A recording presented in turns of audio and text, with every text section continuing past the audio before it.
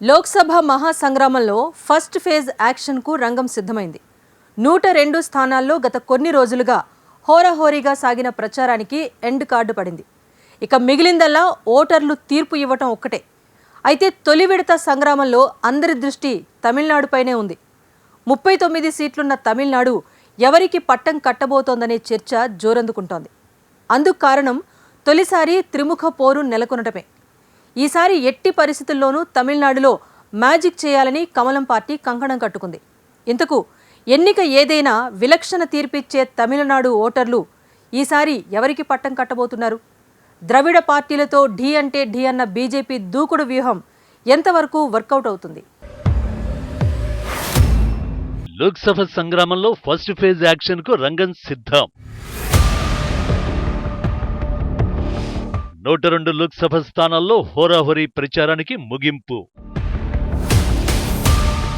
39 స్థానాలున్న తమిళనాడు ఎవరికి పట్టం కడుతుంది?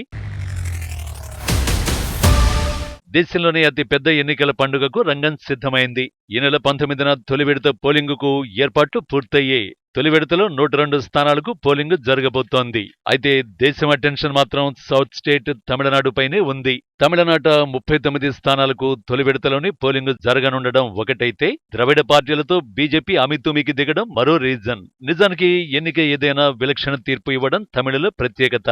ఈ ఎన్నికల్లో ఒకే పార్టీకి ఏకపక్షంగా పట్టం కట్టే ఓటర్లు తర్వాత వచ్చే ఎన్నికల్లో అదే పార్టీని దారుణంగా ఓడించి మరో పార్టీకి గంపగుత్తగా సీట్లన్నీ అప్పగించేస్తారు. జాతీయ పార్టీలను ఆమడు దూరంలో పెట్టే తమిళనాడులో కొన్ని దశాబ్దాలుగా ద్రావిడ పార్టీల మధ్యనే పోరు నడిచింది. లోకల్ ఎలక్షన్లైనా లోక్సభ ఎలక్షన్లైనా డీఎంకే అన్నా డీఎంకే మధ్య పోటీ ఉండేది. తమిళ నేలపై బీజేపీ కాంగ్రెస్ పార్టీలకు డీఎంకే అన్నా డీఎంకే పార్టీల వేలు పట్టుకుని నడుస్తూ వచ్చాయి. కానీ ఇప్పుడు ఆ పరిస్థితుల్ని మార్చాలని కమలం పార్టీ కలలు కంటోంది. సినీ రాజకీయాలకు పెట్టింది పేరైన తమిళనాట ఈసారి మాత్రం పొలిటికల్ పిక్చర్ మారిపోయింది.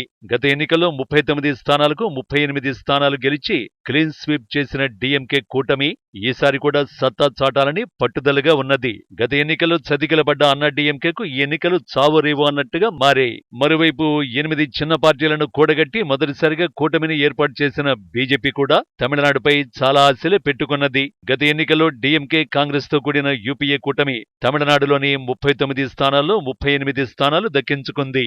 ఇప్పుడు కూడా కూటమిగానే బరిలోకి దిగుతున్న ఇవే పార్టీలు గత ఎన్నికల ఫలితాలనే మళ్లీ సాధించాలని పట్టుదలగా ఉన్నాయి. దక్షిణాది రాష్ట్రాలకు నిధుల కేటాయింపులో బీజేపీ నేతృత్వంలోని కేంద్ర ప్రభుత్వ వివక్ష, నీట్ పరీక్షలో తమిళ విద్యార్థులకు అన్యాయం, రాష్ట్రాల హక్కుల్ని కేంద్రం హరించడం, ధరల పెరుగుదల వంటి అంశాలు లేవనెత్తుతూ డీఎంకే ప్రచారం చేస్తోంది. మరోవైపు అన్నా డీఎంకేకు ఈ ఎన్నికలు చావో రేవో అన్నట్టుగా మారాయి. జయలలిత మరణం తర్వాతి పరిణామాలు, పార్టీలో చీలికలతో అన్నా డీఎంకే బలహీనపడింది. ఈసారి లోక్సభ ఎన్నికల్లో ఖచ్చితంగా 2వ స్థానంలో నిలవాలని, గౌరవప్రదమైన సీట్లు సాధించి ఉనికి కాపాడుకోవాలని పళనిస్వామి నేతృత్వంలోని అన్నా డీఎంకే కూటమి గట్టి ప్రయత్నాలు చేస్తోంది. ఇక బీజేపీ విషయానికి వస్తే, తమిళనాట రాజకీయ ప్రత్యామ్నాయానికి ఉన్న అవకాశాన్ని సద్వినియోగం చేసుకునేందుకు శాయశక్తుల బీజేపీ ప్రయత్నిస్తోంది. రాష్ట్ర బీజేపీ పగ్గాలు అన్నామలైకి అందించిన తర్వాత ఇక్కడ బీజేపీకి కొంత ఉత్సాహం వచ్చింది. 25% ఓట్లు సాధించడమే లక్ష్యంగా బీజేపీ బరిలో నిలుస్తోంది. ఇప్పటి వరకు ఓపెనింగ్స్ లేని తమిళనాట బీజేపీ ఈసారి గట్టి దెబ్బ కొట్టాలని ప్లాన్ చేస్తోంది. నిజానికి 1989 నుంచి తమిళనాడులో అయితే డీఎంకే లేదంటే అన్నా డీఎంకేలదే హవా. కేంద్రంలో అధికారంలో ఉన్నప్పటికీ కాంగ్రెస్, బీజేపీలు సైతం ఏదో ఒక పార్టీతో పొత్తు పెట్టుకుని ఎన్నికలకు వెళ్లాల్సిన పరిస్థితి. అయితే తమిళనాట కాంగ్రెస్ కు లభించిన ఆదరణ బీజేపీకి దొరకలేదు. తొలి నుంచి డీఎంకే ఎక్కువ కాలం యూపీఏతోనే దోస్తీ చేసింది. అన్నా డీఎంకే ఓసారి బీజేపీకి మద్దతునిస్తూ మరోసారి మద్దతు ఉపసంహరించుకుంటూ దోబుచ్చులాడింది. అయితే ఈ ఎన్నికల్లో డీఎంకే కాంగ్రెస్ కట్టిన విపక్ష కూటమిలో కీలకంగా ఉండగా అన్నా డీఎంకే మాత్రం సింగిల్ గా ఎన్నికలకు వెళుతోంది. ఈ నేపథ్యంలో ఇదే అవకాశంగా భావించిన బీజేపీ తమిళనాడులో తన పొలిటికల్ గేమ్ ప్లాన్ ఆన్ చేసి ఏకంగా మోడీనే రంగంలోకి దించింది. దాదాపు 8 సార్లు తమిళనాడులో పర్యటించారంటే మోడీ ఏ స్థాయిలో ఆ రాష్ట్రంపై ఫోకస్ చేశారో అర్థం చేసుకోవచ్చు. ఈసారి తమిళనాడు ఎన్నికల్లో ఎన్డీఏ, ఇండి, అన్నా డీఎంకే మధ్య త్రిముఖ పోరు నెలకొంది. ఇందులో విపక్ష కూటమిలోని డీఎంకే 22 లోక్సభ స్థానాల్లో పోటీ చేస్తుంటే కాంగ్రెస్ 9 స్థానాల్లో, లెఫ్ట్ పార్టీలు 4, ఇతర పార్టీలు 4 స్థానాల్లో పోటీలో ఉన్నాయి. ఇక ఎన్డీఏ విషయానికొస్తే 20 స్థానాల్లో బీజేపీ పోటీ చేస్తూ 10 స్థానాలు తాము పొత్తు పెట్టుకున్న పీఎంకే పార్టీకి కేటాయించింది.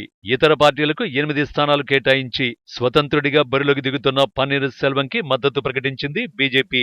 బీజేపీ ముఖ్యంగా యువ ఓటర్లని నమ్ముకుని ముందుకు వెళుతోంది. దీనికి తోడు ఇటీవలే అన్నా డీఎంకే నుంచి 17 మంది మాజీ ఎమ్మెల్యేలు, ఒక మాజీ ఎంపీ బీజేపీలో చేరారు. గడిచిన 10 ఏళ్లతో పోల్చితే తమిళనాట బలం పెంచుకున్న బీజేపీ టార్గెట్ 400 రీచ్ అయ్యేందుకు తమిళనాడులోనే ప్రయోగించేందుకు ప్రత్యేక అస్త్రశస్త్రాలు బయటకు తీస్తూ వచ్చింది. అలా బయటకు తీసిందే కచ్చెతీవు రచ్చ. కాంగ్రెస్ హయాంలో శ్రీలంకకు అప్పగించిన కచ్చెతీవు వివాదాన్ని మళ్లీ తెరపైకి తేవడం ద్వారా డీఎంకేను కూడా ఇరుకున పెట్టే ప్రయత్నం చేశారు కమలనాథులు. తమిళనాడులోని రామేశ్వరం దీవి ద్వారా భారత్ను, శ్రీలంకను వేరు చేస్తున్న ఈ దీవి ఇందిరాగాంధీ హయాంలో 1974లో అప్పటి శ్రీలంక ప్రధాని సిరిమావో బండారనాయకెకు అప్పగించారు. కాగా ఎలాంటి రాజ్యాంగ సవరణ చేయకుండా భారత్లోని ఒక భూభాగాన్ని వేరే దేశానికి ఎలా అప్పగిస్తారంటూ ఒక వాదన తెరపైకి తెచ్చింది బీజేపీ. 1974 నుంచి ప్రతి ఎన్నికల్లోనూ ఇదొక మేనిఫెస్టో అంశంగా ఉండేది. తమిళ జాలర్లపై, శ్రీలంక దళాల దాడులపై కూడా తీవ్రంగా చర్చ జరిగేది. అయితే ఎన్నికలకు ముందు బీజేపీ కచ్చెతీవు అంశాన్ని తెరపైకి తేవడంతో సెంటిమెంటు రగిల్చే ప్రయత్నం చేశారు. వివాదానికి కేంద్ర బిందువైన కచ్చెతీవును తిరిగి భారత్ స్వాధీనం చేసుకోవాలనే డిమాండ్ బలపడేలా గేమ్ ప్లాన్ చేస్తూనే తమిళ జాలర్లను శ్రీలంక నేవీ నుంచి విడిపిస్తామని హామీ ఇచ్చారు మోడీ. నిజానికి తమిళనాడుపై కమలం పార్టీ చాలా కాలం ముందే ఫోకస్ చేసింది.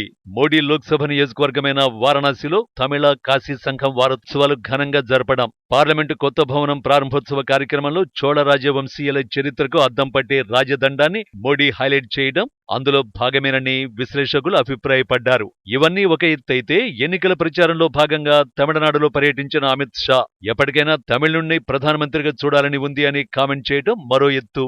ఇవన్నీ డీకోడ్ చేస్తే బీజేపీ తమిళనాట సెంటిమెంట్ స్ట్రాటజీలను గట్టిగానే అమలు చేశారనేది రాజకీయ విశ్లేషకుల మాట. తమిళనాడులో ప్రస్తుత బీజేపీ దూకుడు చూస్తుంటే పూర్వ బీజేపీకి, ప్రస్తుత బీజేపీకి చాలా తేడా కనిపిస్తుంది. 39 లోక్సభ స్థానాల్లో ఎక్కువ సీట్లు డీఎంకే గెలిచినా, బీజేపీ 2వ స్థానంలో నిలిచినా ఆశ్చర్యపోనవసరం లేదు. తమిళనాట నిజంగా బీజేపీ టార్గెట్ రీచ్ అయితే ఆ క్రెడిట్ మాత్రం ఖచ్చితంగా అన్నామలైకే దక్కుతుంది.